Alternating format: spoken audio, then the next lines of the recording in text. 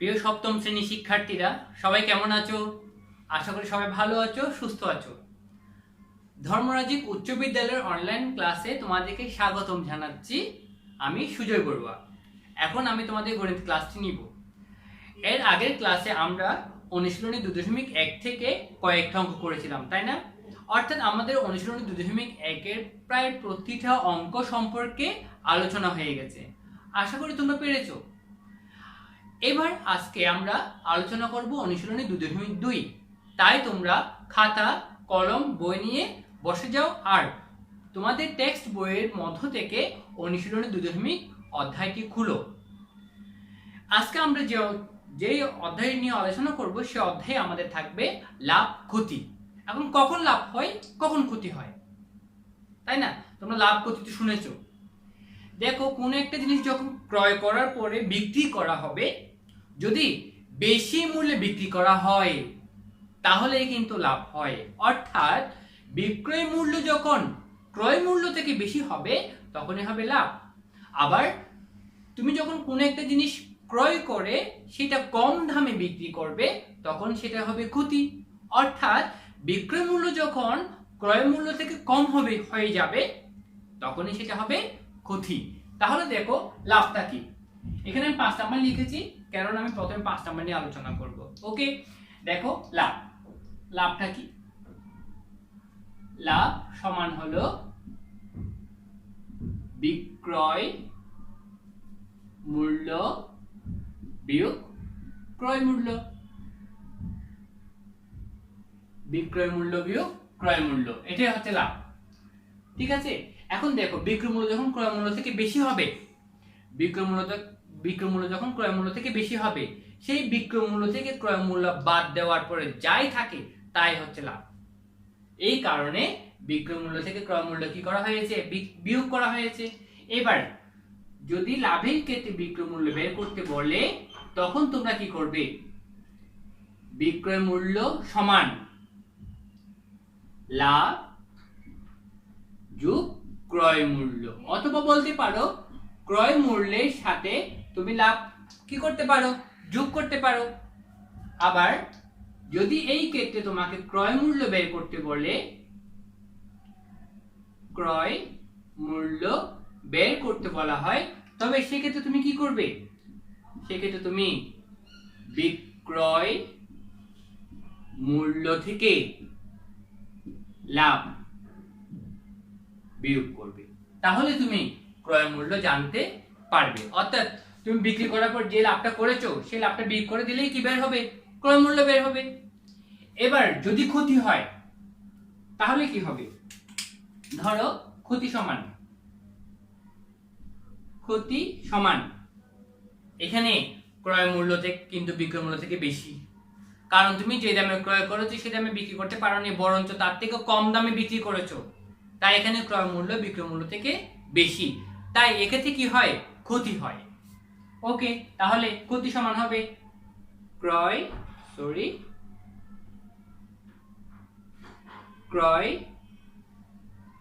মূল্য বিয়োগ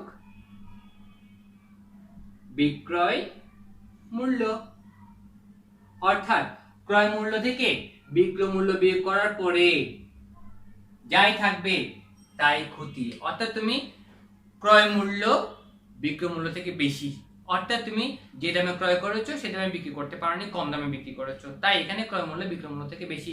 এখন যত কমে বিক্রি করেছো সেটাই হচ্ছে তোমার ক্ষতি, তাই ক্রয় মূল্য থেকে বিক্রয় মূল্য বিয়োগ করলে কত টাকা ক্ষতি হয়েছে সেটা জানা যায়।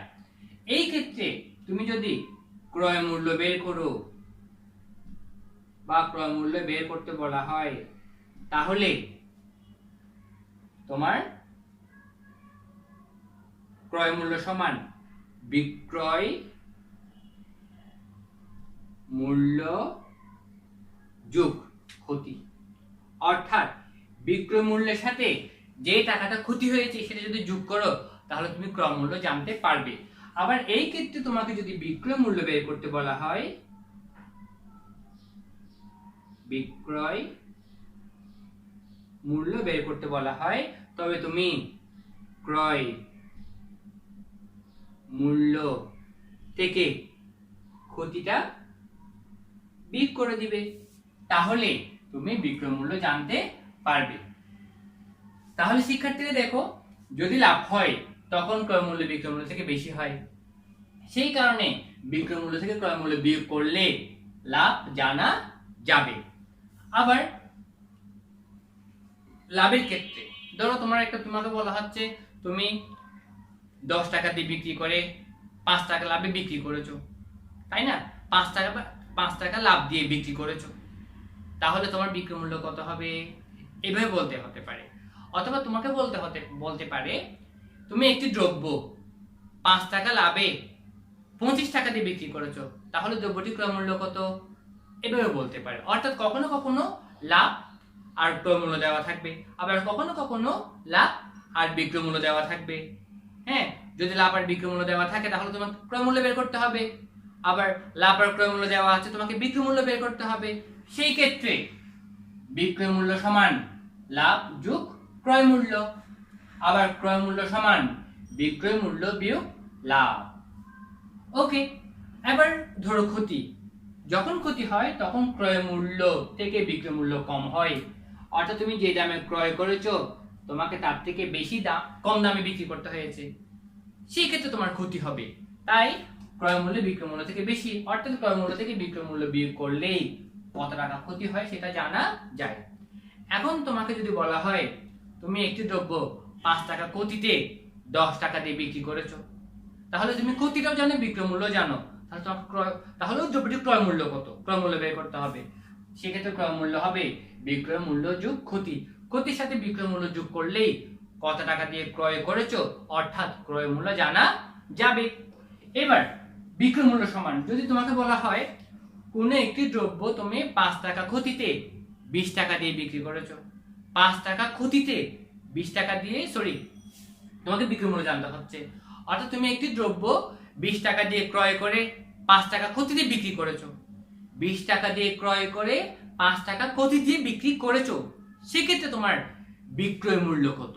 সেক্ষেত্রে বিক্রয় মূল্য হবে ক্রয় মূল্য বিয়োগ ক্ষতি, অর্থাৎ ক্রয় মূল্য, দেখো আবার বলছি কথাটা, ধরো তুমি 20 টাকা দিয়ে ক্রয় করে 5 টাকা ক্ষতিতে বিক্রি করেছো, 20 টাকা দিয়ে ক্রয় করে 5 টাকা ক্ষতিতে বিক্রি করেছো, তাহলে বিক্রয় মূল্য হবে 15 টাকা। অর্থাৎ তুমি ক্রয় মূল্য থেকে ওই ক্ষতিটা অর্থাৎ 5 টাকাটা অর্থাৎ 20 টাকা থেকে 5 টাকা বিয়োগ করে 15 টাকা পেয়েছো, আর এই 15 টাকা হবে বিক্রয় মূল্য।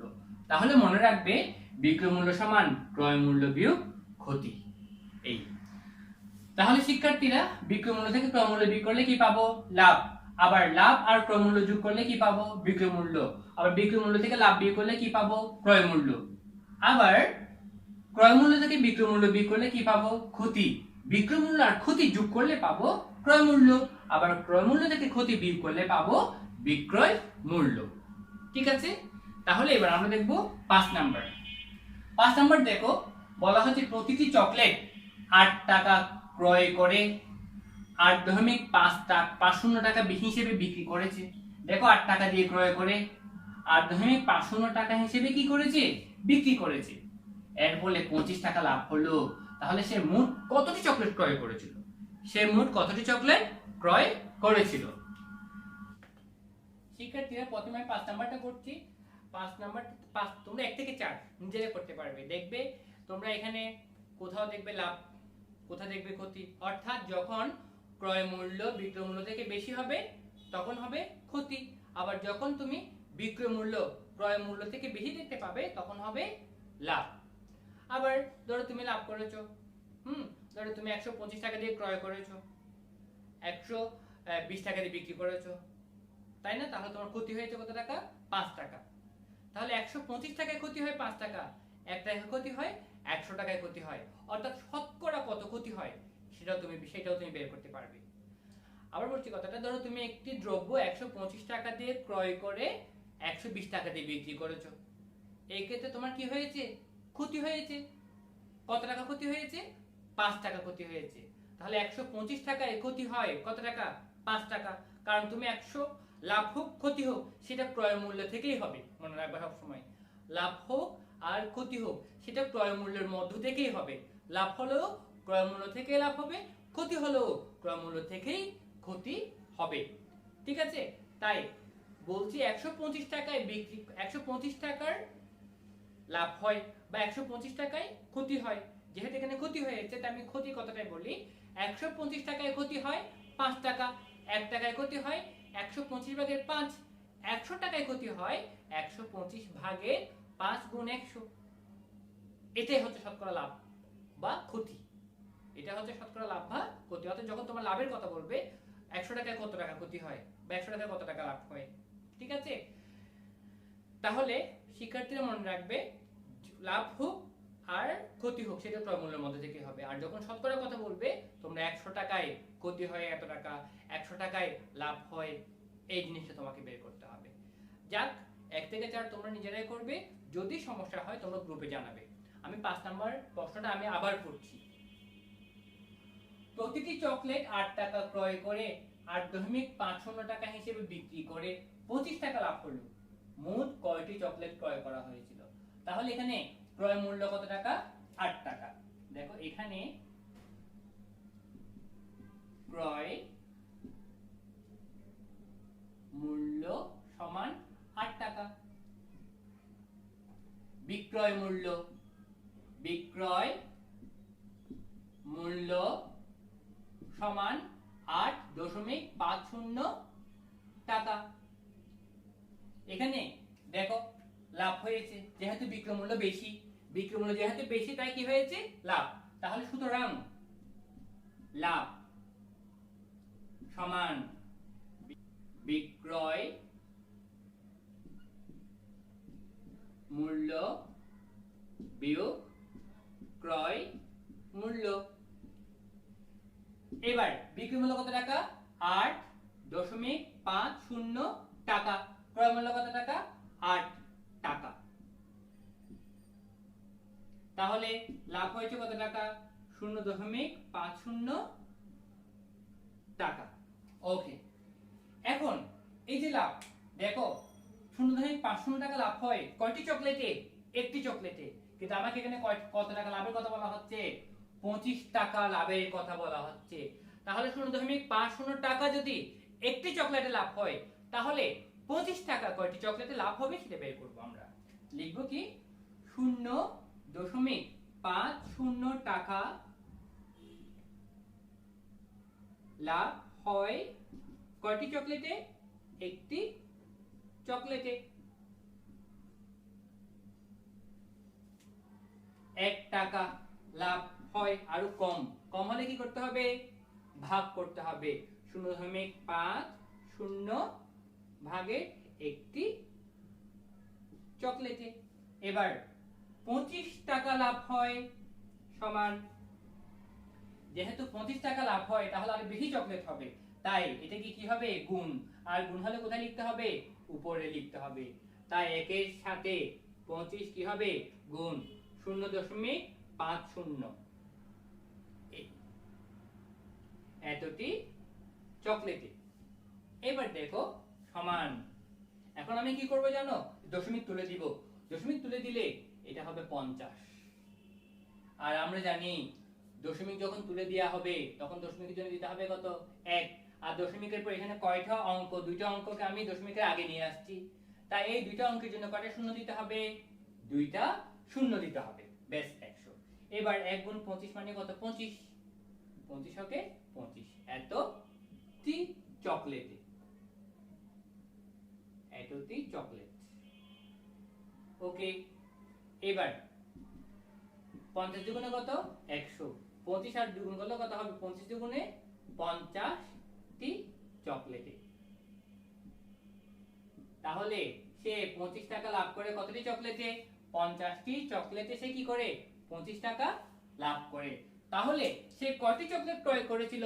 সে মোট 50টি চকলেট ক্রয় করেছিল। আর এটা হবে কি? এটা হবে আমাদের উত্তর। তাহলে উত্তর হবে কত? 50। উত্তর 50টি। এই তোমরা লিখে নাও। প্রিয় শিক্ষার্থীরা, একইভাবে তোমরা 6 নাম্বার করতে পারবে।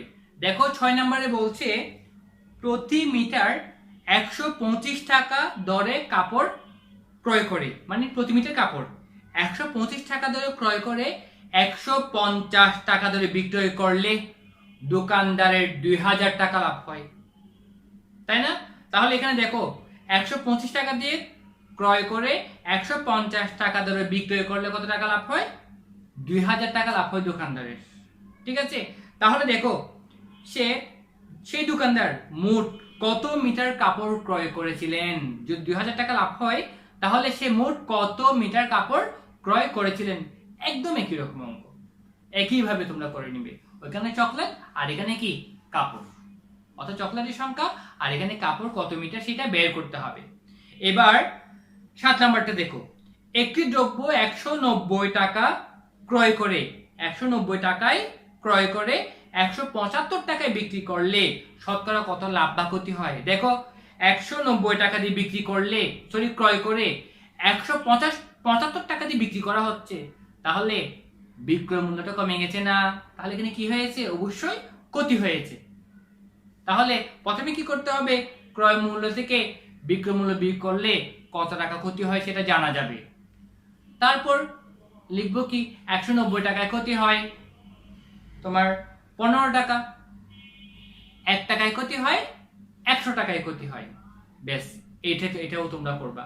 তাহলে 6-7 তোমাদের কাজ। আমি এবার 8 নাম্বারটা করছি। 8 নাম্বারটা দেখো, 25 মিটার কাপড় যে মূল্যে ক্রয় করে সেই মূল্যে 20 মিটার কাপড় বিক্রয় করলে শতকরা কত লাভ বা ক্ষতি হয়। 25 মিটার কাপড় যে মূল্যে ক্রয় করেছে ঠিক সেই মূল্যে 20 মিটার কাপড় বিক্রি করছে, তাহলে তার শতকরা কত লাভ বা ক্ষতি হবে। দেখো 20 মিটার যে মূল্য দিয়ে সে 25 মিটার কাপড় ক্রয় করেছে ঠিক সেই মূল্য দিয়ে সে 20 মিটার কাপড় বিক্রি করে দিচ্ছে, তাই না? তাহলে আরো 5 মিটার কাপড় তার থেকে যাচ্ছে, ওই 5 মিটার কাপড়ের মূল্যটাই হচ্ছে তার লাভ। তাহলে আমরা অঙ্কটা করতে পারি এভাবে। দেখো সমাধান,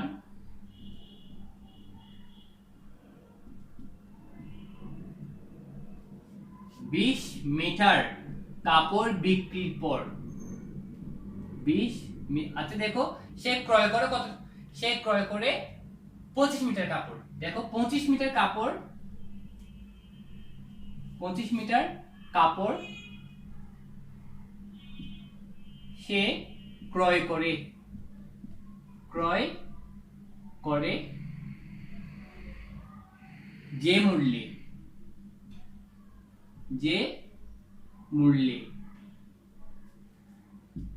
সে একই মূল্যে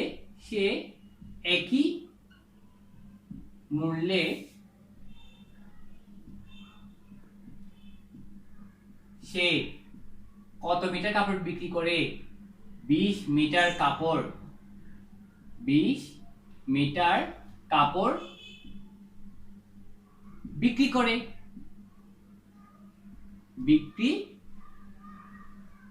করে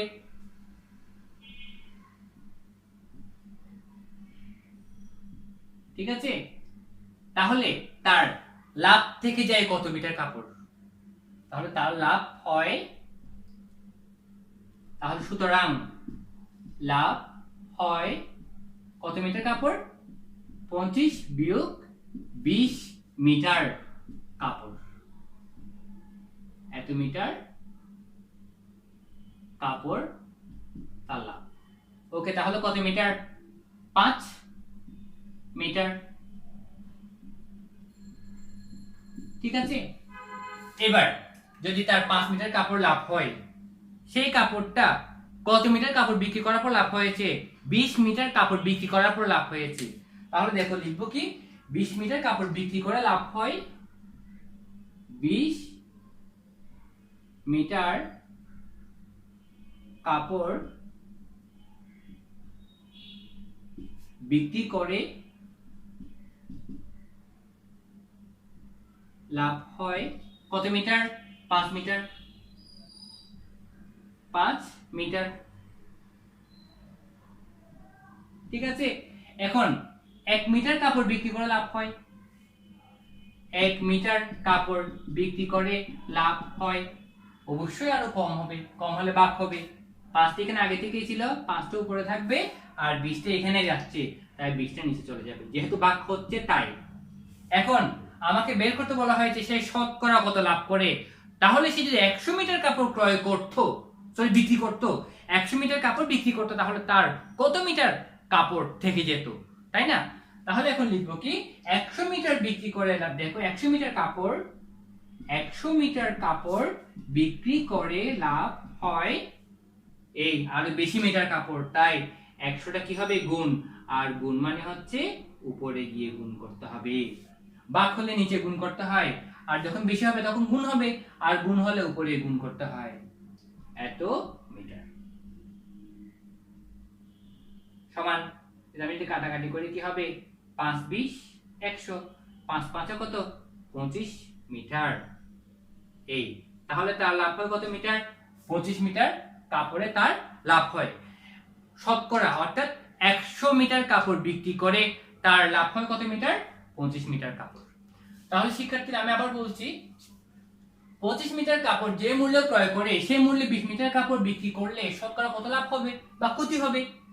এখন বলা হচ্ছে দেখো 25 মিটার কাপড় সে ক্রয় করে যে মূল্যে, সেই একই মূল্যে সে 20 মিটার কাপড় বিক্রি করে, তাহলে বাকি আরো 5 মিটার কাপড় থেকে যায়, সেই 5 মিটার কাপড়ে তার লাভ।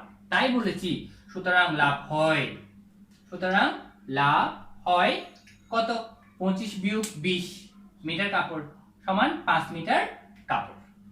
এবার 20 মিটার কাপড় বিক্রি করে লাভ হয় কত মিটার? 5 মিটার। 1 মিটার কাপড় বিক্রি করে লাভ হয় 20 ভাগের 5। 100 মিটার কাপড় বিক্রি করে লাভ হবে ওই, যেহেতু 100 মিটার কাপড়ে বেশি লাভ হবে তাই এটা গুণ হবে, গুণ হলে সোজা উপরে গুণ করতে হবে। তাহলে 20 ভাগের 5 গুণ 100, 100 কে 20 দিয়ে কাটলে কত 5, 5 গুণ করলে কত হবে 25 মিটার। এটা হচ্ছে তার লাভ। তাহলে শতকরা লাভ হয় কত মিটার? 25 মিটার। তাহলে উত্তর হবে 25% লাভ। 25% কি লাভ, কেননা তার শতকরা 25 মিটার, এটাই হচ্ছে 25। তুমি যদি শতকরা লিখো তাহলে তুমি পার্সেন্টটা দিতে পারবে না, ঠিক আছে? দেখো পার্সেন্ট অনেক এভাবে দাও না, এটা পার্সেন্ট না, পার্সেন্ট দিতে হবে একটা উপরে আর একটা নিচের দিকে। দেখো দাগের একটা উপরের দিকে আর একটা কোথায় নিচের দিকে।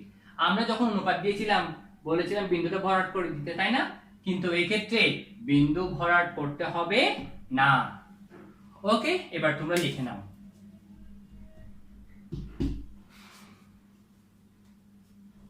প্রিয় শিক্ষার্থীরা, এবার আমরা দেখব 9 নাম্বার।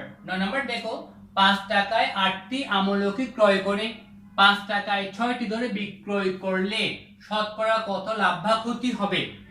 5 টাকা কয়টি আমলকি ক্রয় করে? 8টি আমলকি ক্রয় করে।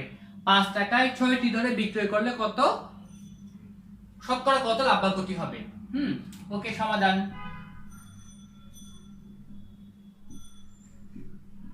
প্রথমে দেখো 8টি আমলকির ক্রয় মূল্য কয় টাকা? 5 টাকা। 8টি আমলকি ক্রয় মূল্য কত টাকা? 5 টাকা। ওকে, এবার একটি আমলকি ক্রয় মূল্য কত? 8 ভাগের 5 টাকা। একইভাবে আবার দেখো 6টি আমলকি বিক্রয় মূল্য হচ্ছে 5 টাকা, কেন? 5 টাকায় 6টি ধরে বিক্রি করলে, তাহলে 6টি আমলকি বিক্রয় মূল্য কত টাকা? 5 টাকা। এবার লিখব 6টি আমলকি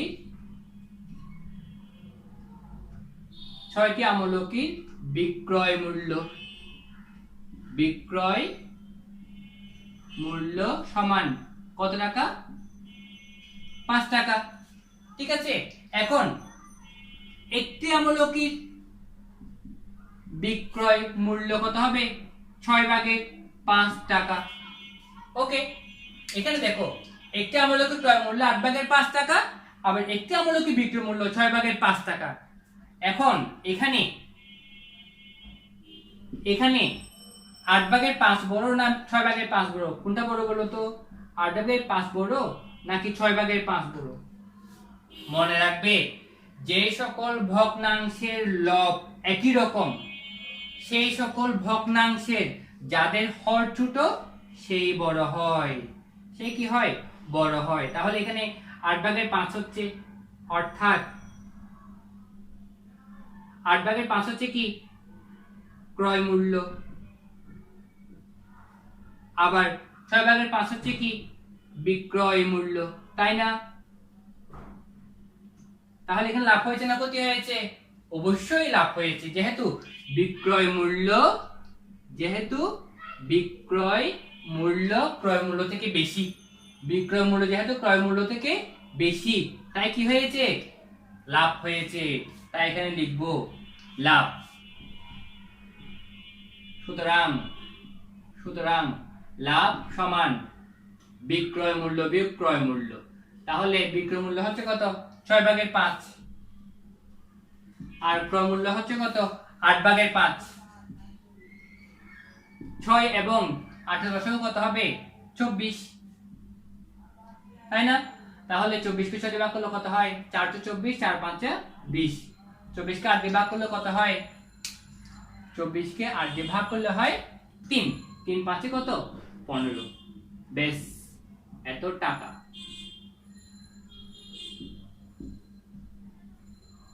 সমান 24/20 থেকে 15 গেলে কত? 5। 24/5 টাকায় কি হয়? লাভ হয়।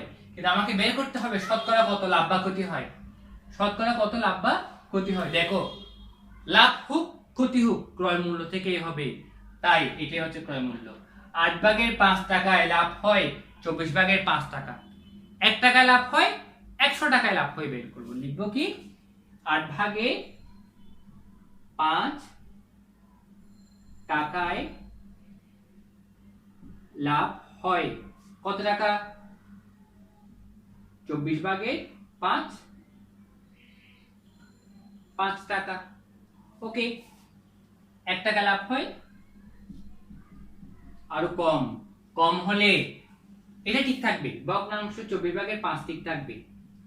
কিন্তু এখন কম হলে ভাগ হয়, ভাগ হলে ভগ্নাংশ উল্টে যায়, মনে রাখবো কথাটা। 8/5 টাকা লাভ হয় 24/5 টাকা। 1 টাকা লাভ হবে, আরো কম হলে ভাগ হবে। সোজা কথায় যখন কোনো কিছু এককে নিয়ে আসবে, কোনো ভগ্নাংশ হোক বা যে কোনো কিছুকে যখন এককে নিয়ে আসবে, সেটা এখানে এসে ভাগ হবে। ভাগ হলে এই ভগ্নাংশ উল্টে যাবে। তাহলে যেহেতু আমি ভাগ চিহ্ন দিচ্ছি না, এখানে গুণ চিহ্ন দিচ্ছি, তাই ভগ্নাংশ কি হবে? ভাগ চিহ্নকে গুণ চিহ্ন দিলে ভগ্নাংশ কি হয়ে যায়? উল্টে যায়।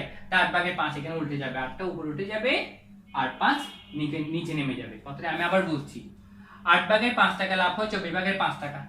1 টাকা লাভ হয়, তাহলে ভগ্নাংশ এখানে এসে কি হবে? ভাগ। এখানে আমি ভাগ চিহ্ন দিচ্ছি না, দিচ্ছি গুণ চিহ্ন। আমরা জানি ভাগ চিহ্নকে গুণ চিহ্ন দিলে যেটা ভাগ হবে সেটাই উল্টে যাবে, এ ভাগ করছে তাই উল্টে যাবে। তাই 8/5 কি হয়ে যাবে? এখানে উল্টে যাবে, 5 নিচে নেমে যাবে, 8টা উপরে উঠে যাবে। এবার 100 টাকা লাভ হয়, 100 টাকায় লাভ হয়। এই এখন আরো বেশি হবে, বেশি হলে কি করতে হবে? গুণ করতে হবে। 5 × 8 × 100 আর নিচে থাকবে 24 × 5। হ্যাঁ, তাহলে 1 টাকা লাভ হবে। এটা এখানে কি হবে? ভাগ হবে, এই কারণে এটা এখানে এসে উল্টে যাবে। 100 টাকা লাভ হবে, বেশি হবে গুণ, আর গুণ হলে উপরে কি করতে হবে? লিখতে হবে। এবার আমরা কাটাকাটি করি। 5 কাটা গেল, 3 8 কত? 24। তাহলে কত হবে? 3/100 টাকা, অর্থাৎ 33 সমস্ত 3/1 টাকা। এই ভাগ করে দেখবা, একটা 100 কে 3 দিয়ে ভাগ করলে কত হবে? 33 সমস্ত 3/1। তাহলে শতকরা কত টাকা লাভ হবে? শতকরা লাভ হবে 33 সমস্ত 3/1 টাকা। অর্থাৎ উত্তর হবে কত পার্সেন্ট? 33 সমস্ত 3/1%। উত্তরটা তোমরা লিখে নিও, আমি উত্তর এখানে লিখে দিচ্ছি। উত্তর 33 সমস্ত 3/1% লাভ। এত পার্সেন্ট কি হবে? লাভ হবে।